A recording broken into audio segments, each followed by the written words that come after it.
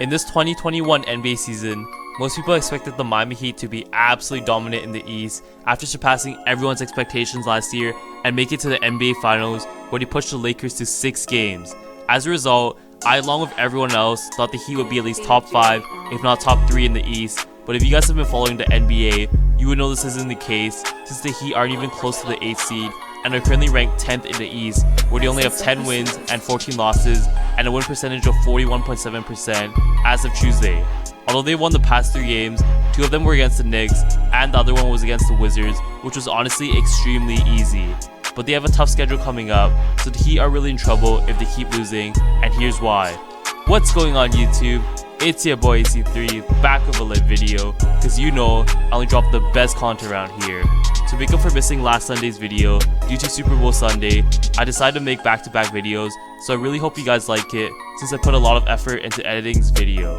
So if you like the content I'm making or possibly new here, please show the gang some love and hit the like and subscribe button, since only 13% of you guys watching the videos are subscribed and it honestly only takes a second. If you did, I'm very thankful, but yeah, enjoy the video guys, and let's get straight into it. Let's get it. The Heat this year were supposed to play even better than last year, considering the majority of the Heat team, and in other words, the core is the same, with only the loss of Jay Crowder, who departed to the Suns, and Derrick Jones Jr. left for the Blazers in the offseason. As you can see, despite the Heat retaining their core, it is visible that the Heat are missing the presence of these 2 players since they missed Crowder's perimeter shooting and perimeter defense from both him and especially Jones Jr., since Jones was extremely versatile from being able to defend guards and some centers. The Heat tried to replace them by adding Avery Bradley and Mo Harkless, which were decent signings, but were nowhere close to the players that Crowder and Jones Jr. are, but this was honestly only a minor reason why the Heat are doing so terrible. The main reason why the Heat are losing so many games is because of how unlucky they are, and I can't emphasize that enough. COVID protocols and injuries have absolutely torn this team apart, where so many of their players were not able to play, and at one point in January, the Heat only had 7 active players on the roster, so a couple of the games had to be postponed, since the team must have a minimum of 8 active players. This was why for the majority of the games, they were missing their key players and had a very thin bench, which was why they had an offensive rating of 106.7, which ranks 26th in the league, and a defensive rating of 112.1, which ranks 21st, so obviously, the Heat have been losing their games. To make matters worse, the Heat have had a tough schedule since they had to play teams such as the Sixers, Celtics, Nets, and Clippers, who were all top in their conference and healthy, but the Heat themselves only have bench players. To put this in context of how many games their players miss, the Heat have played 24 games in total, but their leader in Butler has only played 10, Hero has played in 14 due to COVID and neck spasms, Olynyk played in 17, Dragic played in 16 due to protocols and an ankle sprain, and so on. You have to remember though, when these players are out for COVID protocols, they have to sit out for at least a week, and if they actually have COVID, it's more than 14 days of them not playing basketball or working out.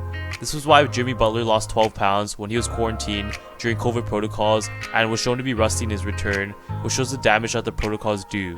As a result, if the Heat continue to be this unlucky, it will be a struggle for them to make the playoffs or even get past the first round, since the East this year is looking pretty solid unlike other years.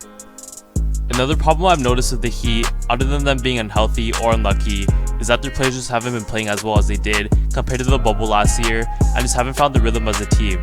Let's take Duncan Robinson, who played phenomenal last year, as an example.